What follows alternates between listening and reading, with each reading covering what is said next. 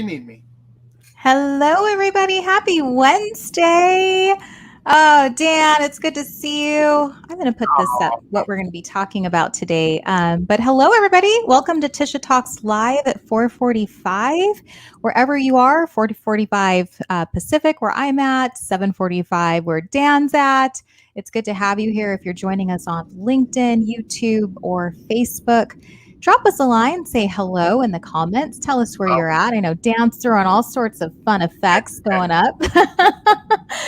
And Dan, I'm so happy to have Dan on Tisha Talks Live. If you watch my other live stream that I have with Nate Flood on Fridays, we had Dan on a couple weeks ago, and I believe Nate had laryngitis, so he didn't join us. But Dan and I had an amazing talk on how chaos breeds success. And we talked about his journey. We talked about how he's an adoptive father to 6 children who are special needs children. You might even see he calls them his minions. They might even be walking in.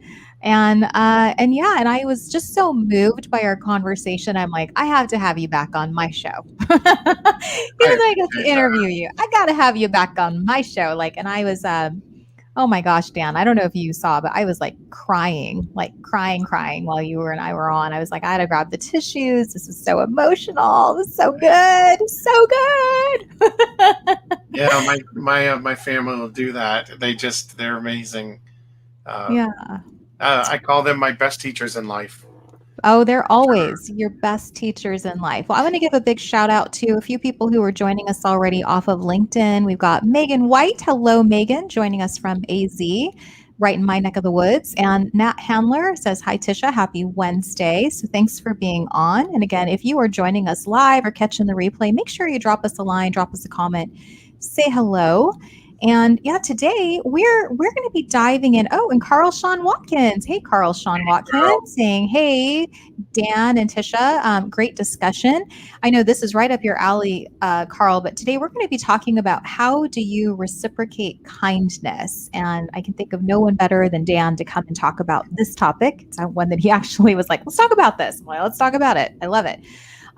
Before we get started, I just want to give a big shout out to a couple people who make this possible, some sponsors. We've got Ken Chan at the Mighty PC. So if you need a refurbished computer, then he's your guy out here in Arizona. And then we also have James Christensen with Gateway Bank. He is a sponsor of Tisha Talks Live as well as Social Connect Phoenix, which just happened yesterday, which was awesome.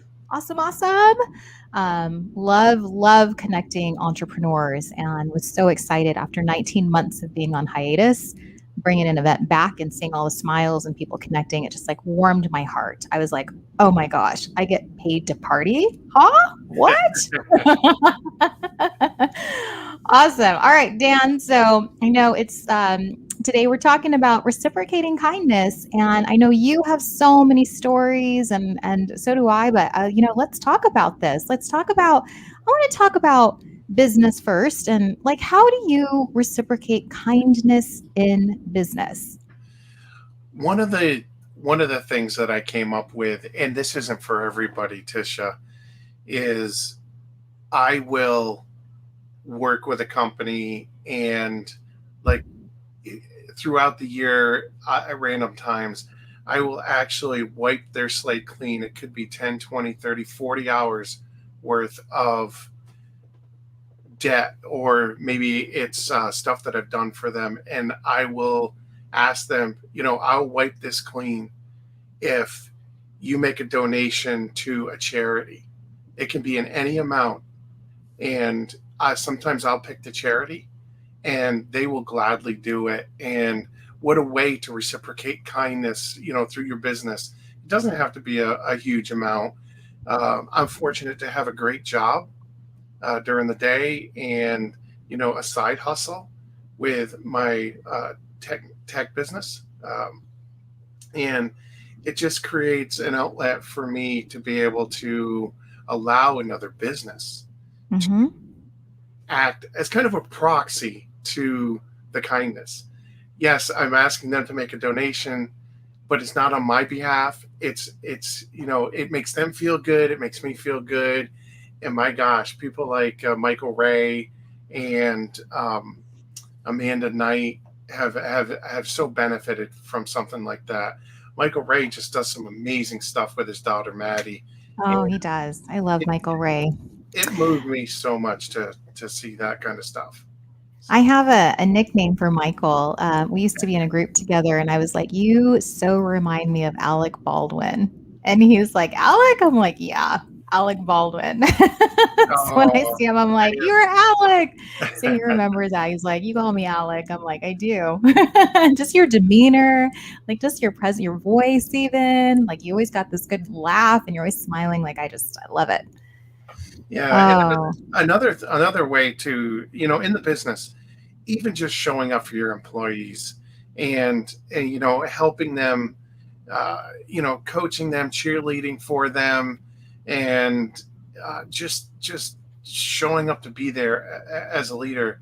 And something that we did at home a long time ago, and I think I talked about this before, is we actually taught our kids sign language, hmm and that kindness was reciprocated back to me this year with my 17-year-old daughter. She started learning sign language at the age of 8. So 10 years later, she's working in a restaurant, and she said, "Dad, the coolest thing happened to me. This lady came up to me, and she was deaf, and she wrote down her order. I brought her food to the table, and I went like this. I said, hmm thank you." And the lady just had a big smile on her face, and she said, "You're welcome." And it was just the coolest thing to hear that from her, that what we did as a coping mechanism for me, hmm I was yelling and screaming at my son when he was 2, and my my mechanism to deal with that and to heal from that was to learn sign language so I could communicate with him. And 10 years later, that's still, um, I'm just absolutely floored by how that came back full circle. So Absolutely. something even in business, yeah. Yeah, we talk about, the golden rule, the whole golden rule of treat people the way you want to be treated. And I was telling you in the green room just earlier, Dan, that I had a story that just happened recently, and it really reminded me of you and why we were going to be talking about reciprocating kindness. But I was on a call with a customer service rep. I was hooking up a phone for my daughter, a cell phone, and the guy was so nice. And at the end, he's like, "May I just say, you are such a nice customer. Thank you for being so nice." And it just like warmed my heart because I'm like, oh my gosh, because you think about customer service is kind of a really hard job when you get irate customers calling you. They're mad. They want to take it out on you. They're frustrated. I've been on hold forever. But to actually get a compliment from the customer service rep and thanking me for being nice, I'm like, no, thank you for being nice. Like, thank you for being a good person. Thank you for helping me with my problem that I'm having or my thing that I need to have done. It was just such a different twist of events for me because normally I'm like, you're such a good person.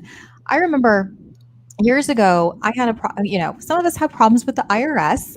And I had a problem where I was being penalized because I didn't turn my partnership tax return in on time. I didn't realize that there were different time frames that you had to do this, and I was being stuck with this massive bill. And of course, I'm like, oh my gosh, like the anger in me is coming out and all of this. But I get on the phone with this customer service rep at the IRS, realizing that it is not his fault. It's not his problem, right? But I'm having this conversation with him, and at the end, he's like, "You're such a nice person. I'm just going to waive this for you." Crazy. Yeah, yeah, It's crazy when you learn to just breathe, yep. slow down, realize it's not that other person's fault, that they're just the person picking up the phone right on the other end, and that you owe them kindness and just being able to talk normally like a human being, that you don't need to go crazy ape shit on them. Like, you don't need to call them names, you don't need to threaten them, you don't need to do any of that stuff. You'd be amazed at what they come back to you with of, "You know what? I've got you. I got this." Those that person that complimented you on being such a great customer. That is one of the best things you can do to create an advocate, Yeah. and definitely Yeah. awesome, awesome, awesome way to show kindness. Yeah, you don't get that too often. Well, I want to ask you this because I know you and I are big on LinkedIn, and we have some LinkedIn people joining us. We've got Luis Melendez, Alex Chambers, also Peter Clark was joining us as well. So thanks for being on live with us.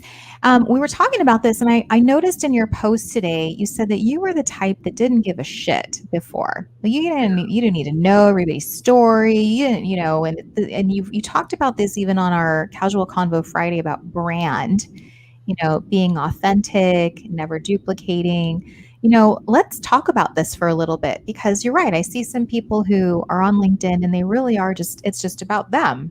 But you're saying, how do you start to open up? How do you start to be more authentic? How do you start to give a shit about people, right? And hey, Gabe Leal is also on. Thanks, Gabe, for joining us.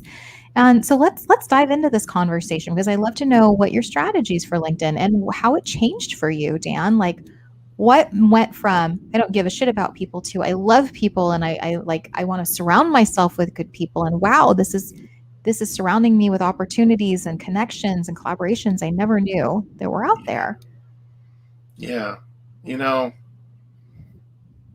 when you're put into a situation when you're growing up and you have all this trauma, from age 2 to 5 of being beaten and tied down and being called nothing but a piece of shit, then, throughout my life, I never really figured out that that was probably my problem. I had never figured out that trauma.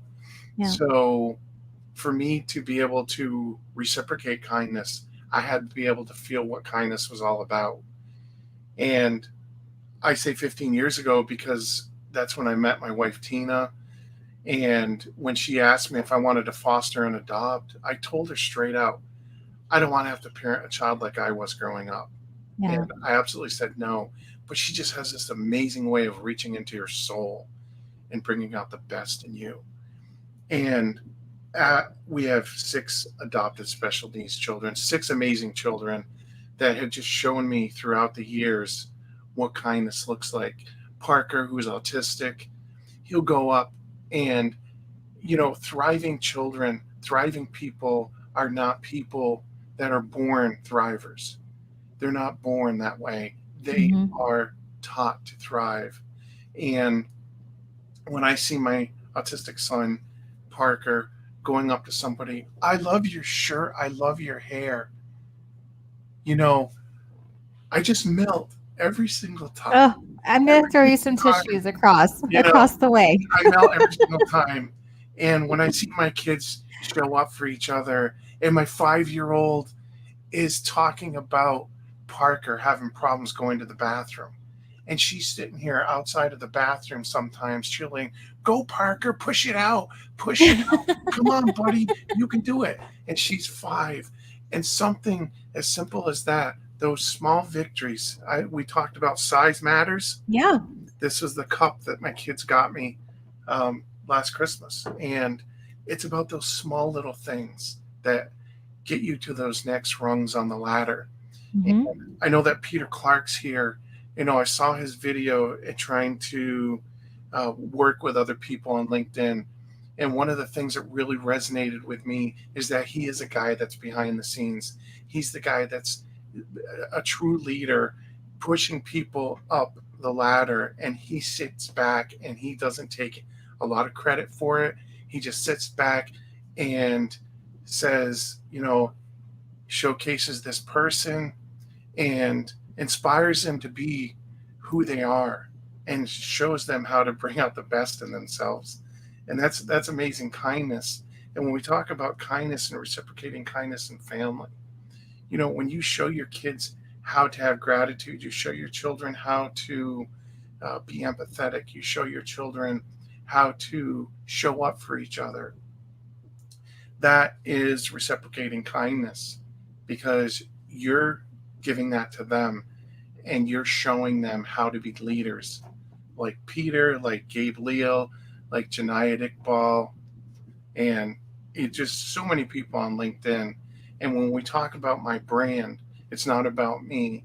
Mhm. It's about showing up for people, not taking credit for helping people, not looking for anything in return. I want my children to help others and not be having their hand out saying, "What's in it for me?" Right. And that is our brand. That's our family brand. That's my brand. Be real authentic. Be yourself.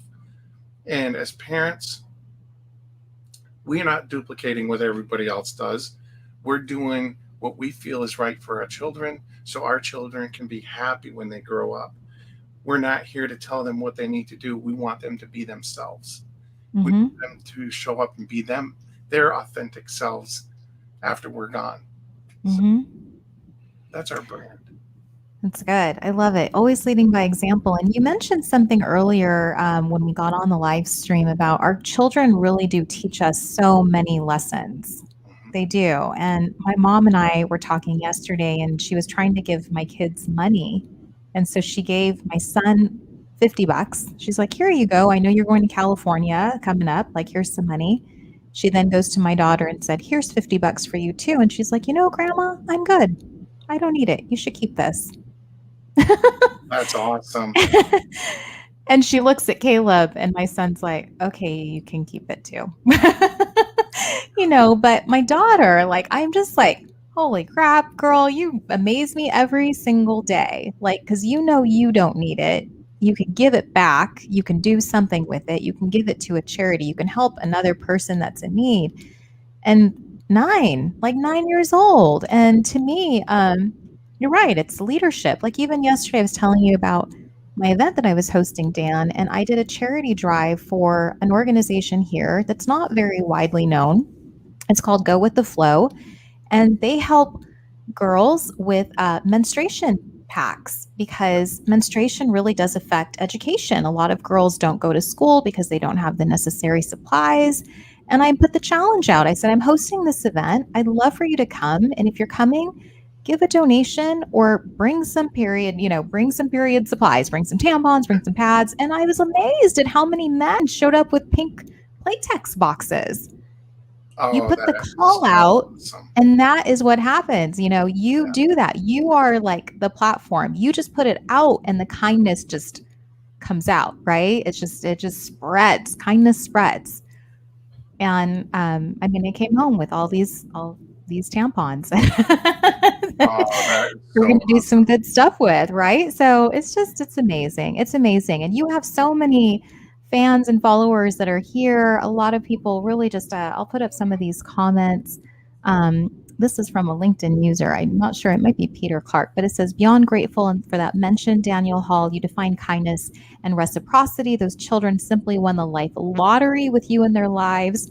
Okay, here are the tears. Here are You the tears. are you are 100% correct. I know that's you, Peter. It is. Yeah, I was like, It "Okay, is Peter." you and we did win the lottery. We are so lucky to have all of them, my friend. So lucky. Yeah, it's um, people just commenting so much about. And here's Gabe. Daniel is one of the coolest people I've had the pleasure of getting to know. He is a definite light in this world. And we're talking today about reciprocating kindness. And it really is like, how do you shine your light in the world? Not for you, not with your hands out saying, "What's in it for me? What can you do for me?" It's about me. It's about what are you doing for others always. And when you do that, it lifts you up and other people see it and they're like, "I want to do that too." Gabe, Right? this is for you, man. Oh, Thank you. oh, so sweet. Good, good. Well, Daniel, I know we are kind of running short on time, and I just want to make sure that we get to all the questions and just giving some other shout outs here to, of course, Gabe and Dwellin Williams, who I had the pleasure of meeting yesterday at the event. Tim Sohn, thanks for being on with us today. Something you'd like to share or as we wrap it up and yeah, call it a night? I know it's late for you. Yeah. I'm gonna share probably one of the coolest things. I'm a tech guy, and I've been doing a lot of snap camera lenses for Voice Survive and Brian Schulman, and one of these cool filters like Wait, I got to clear off my screen here. Hold on. Wait. There we go. Woo! Look at that. Look at Oh, is that. that loud? Look at those. Look at those snap camera filters. AI built in, of tracking your hand and wiping things clean. Imagine having a live stream like that where you can play a game like Pictionary, where you can have your guest, draw a picture and give out prizes and drive more engagement on your show. So I'm Oh, going I to love approve it. this now, and yeah. I love that idea. So Dan, that's something that you do with Dream It Software. I'm Yeah, assuming with your tech company is building those out. I know we've mentioned yeah, Brian Schulman, that you've created some fun things for him for his Voice Your Vibe show. Yeah, I yeah. love that idea. I'm all for interactive experiences. So I'm like, okay, guys, what am I drawing now? Dan, we should try that out. I love it. And everybody Okay. here, Tim's like, that is freaking amazing, Daniel Hall. Like, way to innovate, way to make it Just you wait, exciting. Tim. Just you wait. Just you wait. Just you wait. Awesome. Tim's saying it's groundbreaking. Oh, good stuff. Well, thanks for sharing that, Dan. And yeah, we'll be watching for that. I would love to test that out on a live Awesome. stream. Awesome. Good. Well, Dan, such a pleasure having you on. I'm going to obviously have an open invite for you anytime, my friend, you'd like to come back onto CCF or Tisha Talks Live, because I adore you. I love you as a person. I can see why Thank you so everybody much. adores you and your family. And your wife sounds like an incredible soul, sweet soul. And yeah, I think we all need a Tina in Yes, our lives, someone yes, that brings out the absolutely. best in us.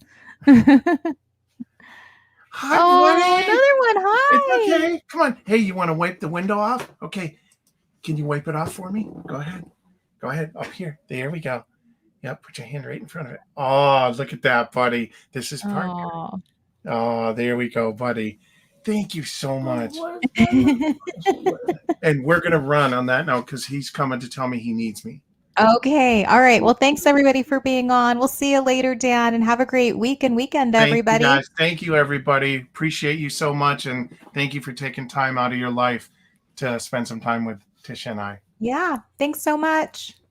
All right. And on that note, I am going to be taking a little bit of a break from Tisha Talks Live for the next couple of weeks. It's my kiddos' fall break. So I will be back coming up in October. We're looking at October 13th with another special guest with Eve Medalek. So she'll be my guest for that week. And hey, guys, if you are interested in being a guest on Tisha Talks Live, shoot me a message. I'd love to have you on either this or Casual Convo Friday to continue the conversation with you and learn more about you and share it with our network.